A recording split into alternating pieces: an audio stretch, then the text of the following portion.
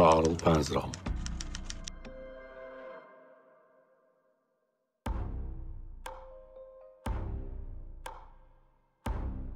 28 Haziran 1891 Kuzey Minnesota'da bir çiftlik evinde doğdu.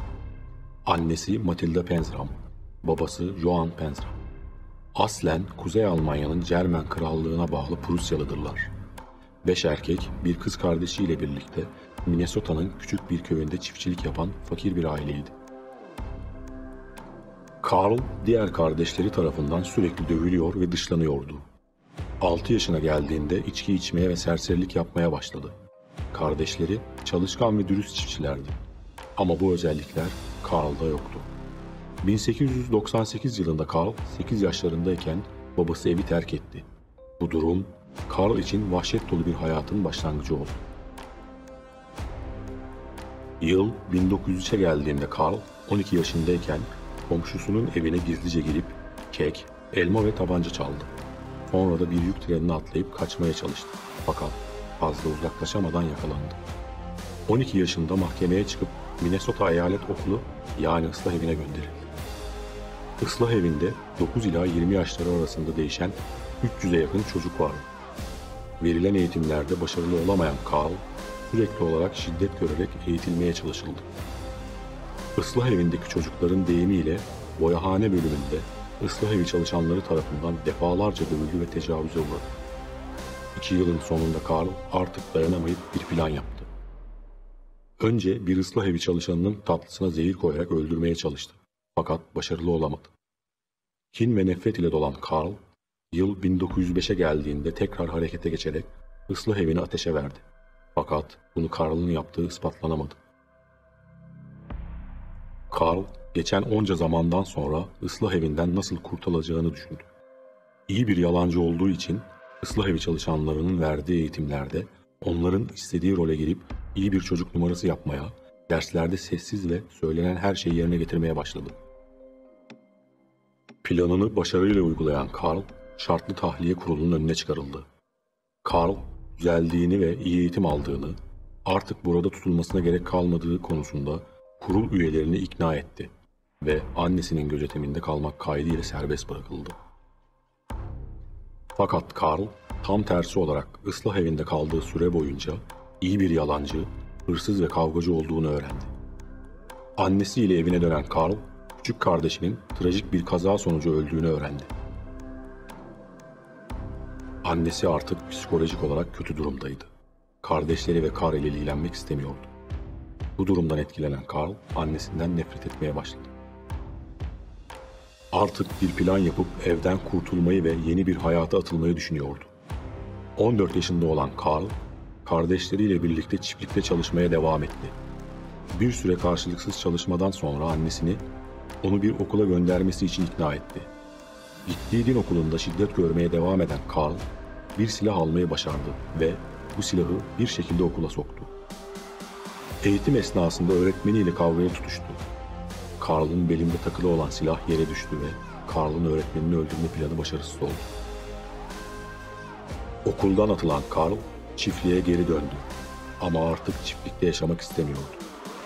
Annesinin cüzdanından para çalan Karl, bir yük trenine atladı. Bir daha dönmeyeceği çiftlik evinden ve ailesinden kaçtı. Bir süre yük trenlerinde seyahat etmeye ve yaşamaya başladı. Tren memurlarından kaçarak, dilenerek ve hırsızlık yaparak karnını doyurdu. Karl, Montana'da bir yük trenine bindi. Yük treninde iş için bulunan yetişkin 4 erkek ile tanıştı. Ona temiz kıyafet ve yemek alacaklarını söyleyen kişiler, Karl'a tecavüz ettiler. Kurtulmaya çalışan Karl, onlara yalvarıp merhamet etmelerini istese de kurtulamadı. Belki de o an Karl'ın içinde kalan son insani duygularını kaybettiği andı. Bir süre sonra ellerinden kaçan Karl, Montana'da hırsızlık yapmaya devam etti. Hırsızlık yaparken yakalanan Karl, Montana'da bulunan hapishanede 1 yıl hapse mahkum edildi. 1906 yılında hapishaneye giren Karl, bir yetişkin adam cüssesindeydi. Bu durum hapishanede kısa sürede ün kazanmasına neden oldu. Karl, doğuştan suçlu olarak adlandırılıyor, gardiyanlar ona daha çok şiddet gösteriyordu. Bir gardiyanı gözüne kestiren Karl, bir gece hapishane bahçesinden bir sopa bulup gardiyana saldırdı. Fakat gardiyan hayatta kaldı. Karl artık daha çok şiddet görmeye, tek kişilik odaya kapatılmaya ve daha yakından izlenmeye başlandı. İstediği gibi hareket edemiyordu. Bu durumdan bunalan Karl, öldürülme ihtimalini göze alarak kaçmaya karar verdi. 1907 yılına geldiğinde hapishanede bir yıl geçiren Karl, yanında başka bir mahkum ile kaçmayı başardı. Karl ve arkadaşı bir kasabaya gidip birkaç silah çalarak doğuya doğru yol aldı. Gördükleri her insanı ve evi soydular. Karl'ın hayatı boyunca devam ettireceği kilise nefretini kiliseleri soyarak ve yakarak sürdürdüler. Din okullarında şiddet ve tacizle karşılaşan Karl, kiliselere nefret duyuyordu. Karl, İsa'yı çok seviyorum. O kadar çok seviyorum ki onu yeniden çarmıha germek isterdim, diyor. İlerleyişini Batı Minnesota'ya kadar sürdüren Karl ve arkadaşı, burada yollarını ayırmaya karar verdiler. Hırsızlık ile elde ettikleri silahları ve paraları paylaşıp ayrıldılar. Karl, adını Jefferson Baldwin olarak değiştirerek kuzeye, Dakota'ya doğru devam etti. O yıllar kanuni yaptırımların az olduğu ve insanların adaleti bellerindeki silahlar ile sağladığı yıllardı. Helena isimli kasabaya ulaşan Karl, dinlenmek ve bir şeyler içmek için tavernaya girdi. Orada konuşma yapan bir ordu mensubunu dinledi. Ama yaşı küçük olduğu için orduya katılamazdı. Fakat Karl, o gecenin sabahında yaşı hakkında yalan söyleyip ABD ordusuna katıldı. Montana'dan uzak bir karakol olan Fort William Henry Karakolu'nda eğitimlere katıldı. Eğitimden sonra üniformayı giyen Karl Panzram, kendisine verilen ilk emri kabul etmeyerek emre itaatsizlik ile suçlandı. Asker olarak geçirdiği dönemde birçok suçtan askeri hapishanede yattı. Sürekli sarhoş ve kontrolsüz davranan Karl, 1908 yılında askeri depoya girerek kıyafet ve eşya çalıp kaçmaya çalışırken yakalandı. Askeri mahkemeye çıkarılan Karl, 3 yıl en ağır işlerde çalışmaya mahkum edilir. Karl, yaşı hakkında yalan söylediği ve fiziksel olarak da büyük gösterdiği için kendisinden yaşça büyük olan suçlular ile birlikte ayağından zincirlenip trene bindirildi. Kansas Leavenworth Federal Hapishanesi'ne götürüldü. Hapishane duvarları 20 metre yüksekliğinde, yerin altına da 20 metre derinliğindeydi. Yani tam bir kale görünümündeydi. Karl ise henüz 17 yaşındaydı. Ancak bunu kimse bilmiyordu. Karl, kurallara uymayıp sürekli sorun çıkarmaya devam etti. Gardiyanlar tarafından dövülerek cezalandırıldı. Fakat bu ona engel değildi. Karl, hapishane atölyelerinden birini ateşe verdi. Bu suçu işlediği ispat edilemediği için cezalandırılmadı. Karl, hapishane yıllarını 50 kiloluk gülleye zincirle bağlı bir şekilde taş kırarak geçiriyor, kin ve nefret biriktirerek cezasının bitmesini bekliyordu. Şiddet ve eziyet ile geçen yılların ardından 1910 Ağustos ayında tahliye edildi. 19 yaşına gelen Karl, hayatını çocuk hapishanelerinde geçirmiş, sürekli şiddet ve tecavüz ile dolu anılar biriktirmişti. Dönebileceği bir ailesi yoktu. İnsanlara karşı güven duygusunu yitirmiş, kin ve nefret ile dolu olan Karl, yaşamına hapishaneye girmeden önceki gibi devam etti. Karl, adını Jeff Baldwin olarak değiştirdi. Hırsızlık ve kundakçılık yaparak Kansas, Texas, Kaliforniya'ya doğru ilerlemeye devam etti. Bu yıllar içerisinde birkaç kez tutuklandı ve hapse atıldı. Fakat bu onu durduramadı. Birçok kez hapishanelerden kaçtı ve yoluna devam etti. Gördüğü tüm evleri, geçtiği tüm kasabaları ateşe verdi. Hiçbir şey bulamadığı zamanlarda otlakları ve ormanları da. Bu onun için bir hobi haline gelmişti.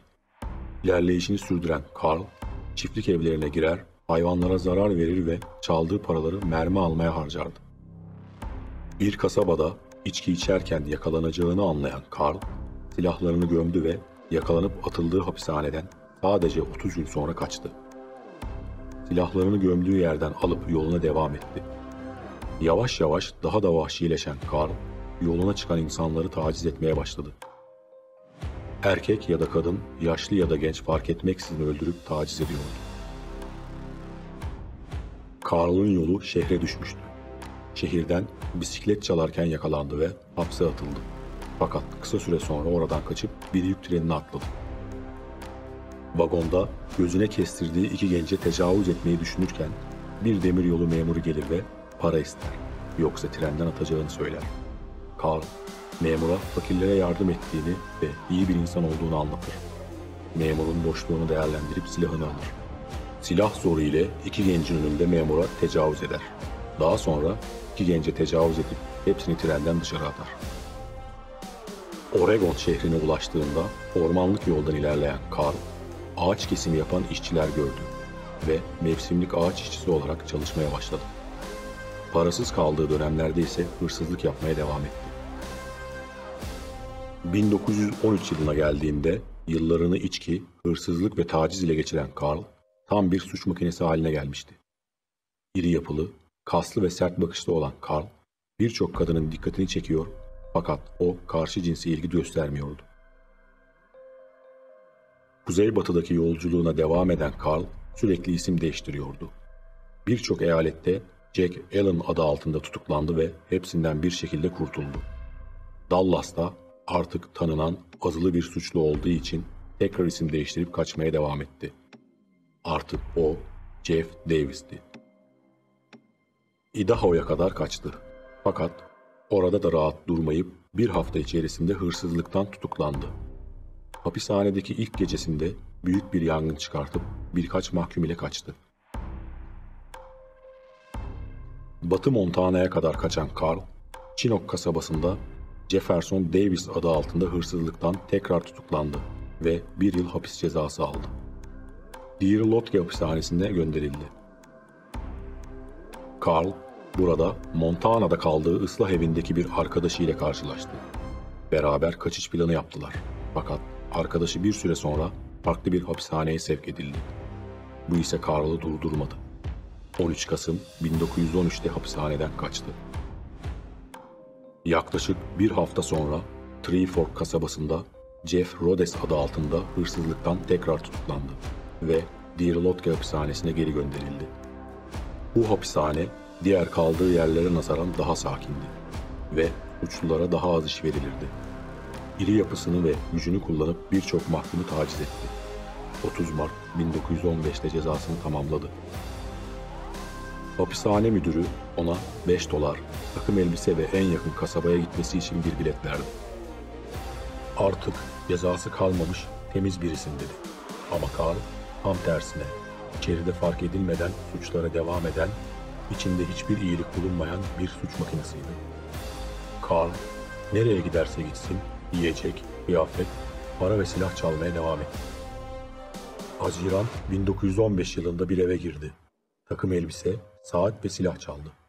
Kasabada çaldığı saati satarken yakalanan Carl, Jefferson Baldwin adı altında Oregon Eyalet Hapishanesi'nde 7 yıl hapse mahkum edildi. Hapishanede 7390 numaralı mahkum olan Carl'ın düzensiz ve disiplinsiz biri olduğu gardiyanlar tarafından fark edildi. Hapishanenin kuralları sıkı ve sertti. Düzene uymayan mahkumlar kırbaçlanıyor, aç bırakılıyor ve ayaklarından tavana asılarak cezalandırılıyordu. 1 Ocak 1916 yılına gelindiğinde Carl'ın sicili gittikçe kabarıyordu. Çekiçle gardiyana saldırmak, kargaşa çıkarmak ve subaya küfretmek suçlarından her gün 10 saat tavana bacaklarından asılıyordu. Haftalar boyunca tek kişilik hücrelere atılıp aç bırakılıyor, hamam böcekleriyle besleniyordu. 1917 yılında Carl, hapishaneden birinin kaçmasına yardım etti. Carl'ın ünü hapishanede ve dışarıda duyulmaya başladı. Eylül 1917'de hapishaneden kaçan Carl, yakınlarda bir çiftlik evine girdi. Yemek, kıyafet ve bir tabanca çaldı. Bir süre sonra hapishanede çekilen resminden tanınıp yakalandı. Oregon hapishanesine atıldı. Fakat bir yıl sonra hapishaneden kaçmayı başardı. Doğuya giden bir yük trenine atlayıp Pasifik kuzeybatıdan ayrıldı. Adını değiştirip bıyıklarını kesti. İlerlediği yol boyunca kiliseleri soyup yakmaya devam etti. 1920 yılında New Haven şehrinde büyük bir köşke girdi. $3.000 değerinde mücevher çaldı. Akista adında bir tekne satın aldı ve Manhattan'a doğru yelken açtı. Doğu Nehri boyunca demirlemiş gemileri gördü. Orada iş arayan insanları fark etti. O bölgede 1-2 hafta geçirip bu süre boyunca teknesinde çalışacak birilerini aradığını söyledi. 10 işçi buldu. Onları teknesine alıp yola koyuldu.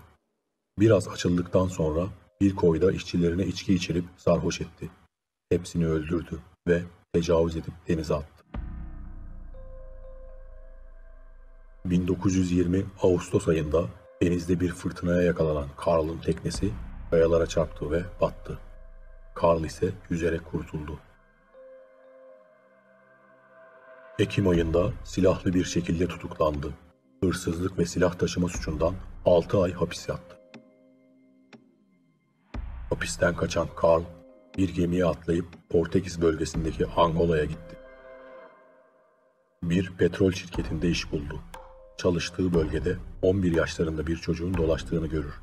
Yanına yaklaşarak onu bir köşeye çekip başını taşla ezer ve tecavüz eder. Halk cinayet için ondan şüphelenir ama kanıtlanamaz. Carl bir balıkçı köyüne kaçtı ve orada birkaç hafta geçirdi. Timsah avı için 6 kişilik bir ekibe katıldı. Kano ile yola çıktılar. 6 erkeği başlarına ateş ederek öldüren Carl onları timsahlara yem etti. Artık geri dönemezdi. Herkes onların ava gittiğini biliyordu. Carl geri dönmedi. Başka bir köye kaçtı. Suç geçmişi her bölgeye yayılmıştı ve bu bölgede kalamazdı. Polisler bu bölgede onu arıyorlardı. Bir şekilde Amerika'ya giden bir yük gemisine bindi. 1922 yılında Amerika'da suçlarına devam etti. Suçları artık unutulmuyor. Her an yakalanma korkusuyla kaçmaya, gittiği bölgede suç işlemeye, bazen tren, bazen gemileriyle kaçmaya devam ediyordu. Her suçtan sonra bölgeyi terk edip ismini değiştiriyordu. Bir süre sonra Amerika New York City'de gümrük ofisine gitti ve kaptanlık belgesini yeniledi. Birkaç yıl önce kayalara çarpıp parçalanan gemisinin belgelerini aldı ve bir gemi çalıp adını Akista olarak değiştirerek yoluna devam etmeyi düşündü. Carl, teknesine benzer bir tekne ararken bir kasabada 12 yaşlarında bir çocuğa rastladı. Çocuğu kandırıp 1 kilometre uzaklıkta bir ormanlık alanda tecavüz edip öldürdü. Üstünü dallarla kapatıp oradan kaçtı.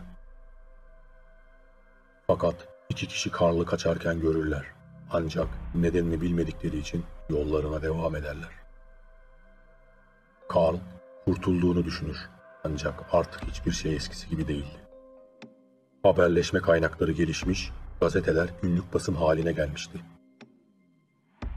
12 yaşındaki McMahon'un cesedi bulunmuş ve gazetelerde manşet haline gelmişti. Artık Carl teşhis edilebilir durumdaydı. Fakat kaçmayı başardı ve Westchester bölgesine döndü. Tekne aramaya devam etti. John O'Leary adını kullanarak New York'ta bir daire kiraladı. Bir değirmen şirketinde bekçi olarak işe girdi. Orada tanıştığı 15 yaşındaki bir çocuğa defalarca tecavüz etti. Fakat öldürmedi.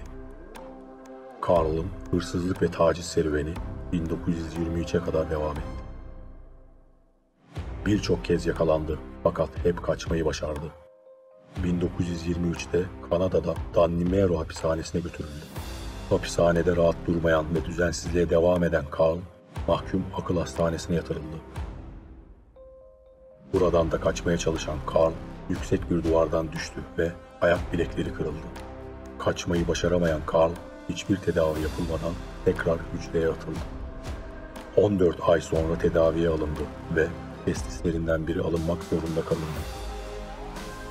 Bu, Carl için engel değildi. Tedaviden sonra gönderildiği hapishanede yine bir mahkuma tecavüz ederken yakalandı ve tek kişilik hücreye atıldı. 1928 yılına gelindiğinde akıl hastanesinden taburcu edildi. Fakat yetersiz tedavi nedeniyle artık sakat kalmıştı. 2 hafta içerisinde birçok soyguna karışır. Baltimore'daki bir soygunda bir kişiyi öldürür ve yakalanıp Washington'a DC hapishanesine gönderilir. Carl 1.82 boyunda, kaslı ve iri yapılıydı. Kollarında ve göğsünde dövmeleri vardı.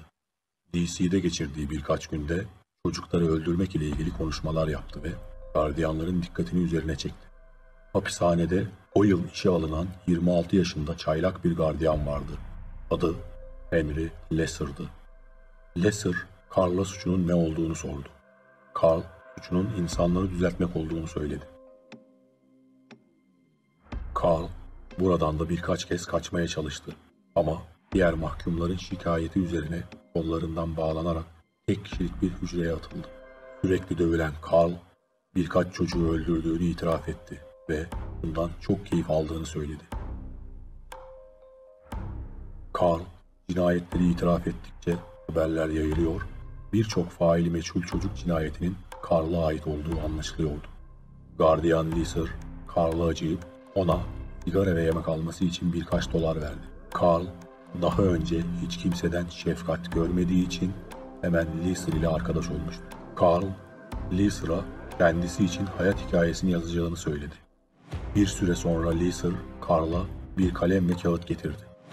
Carl, nefret, taciz ve cinayet ile dolu hayatını yazıya döktü. Bu 20.000 kelimelik itiraftan sonra cinayetlerin birçoğu yetkililer tarafından onaylandı. Carl bu suçları adalete ve topluma yükledi. Washington DC hapishanesinde kaldığı süre zarfında Massachusetts eyaletindeki polisler Carl'ın itirafını öğrendi. 12 yaşındaki McMahon cinayetiyle ilgili 2 görgü şahidini Carl'ı görmek için DC'ye götürdüler. McMahon'un cinayetindeki gördükleri kişinin Carl olduğunu teşhis ederler ve Carl'ın cezası 14 yıla çıkarılır. 1928 yılına gelindiğinde Carl Panzram artık hapisten çıkamayacağını anlar. Carl'ın davası Ekim 1928'de başladı ve suçlu bulundu. 25 yıl hapse mahkum edildi. Şubat 1929'da Leavenworth Federal Hapishanesi'ne gönderildi. Hapishaneye geldiğinde yüksek bir sesle herkesi uyaran Carl, "Beni ilk rahatsız edeni öldüreceğim," der. Carl, hapishane müdürüne mektup yazdı. Sakat olduğu için onu rahat bir işe vermelerini isteyen Carl, çamaşırhanede görevlendirildi. Ustabaşı olarak görev yapan Robert Warnke, diğer mahkumlara bulaşan kavgacı biriydi. Carl'ın uyarılarına rağmen onu rahatsız etmeye devam eden ustabaşına, Haziran 1929'da 20 kiloluk demir boru ile saldıran Carl, Warnke'yi başını ezerek acımasızca öldürür. Nisan 1930 yılında cinayet ile yargılanır ve idam kararı sadece 45 dakikada verilir. Bunun üzerine Carl Panzram, kararın temize gitmesini istemez ve onlara, "Sizin ve türünüzün benim adıma çabalarınız için benden alacağı tek teşekkür, hepinizin tek boynunuzun olması ve onun benim elimde olmasını isterdim," der. 5 Eylül 1930'da idama götürülen Carl Panzram, yaptıkları için tövbe etmediğini belirtir ve şu sözleri söyler: "Hayatım boyunca 22 insan öldürdüm. Binlerce hırsızlık ve kundakçılık yaptım. 1000'den fazla kişiye tecavüz ettim ve bunlar için üzgün değilim."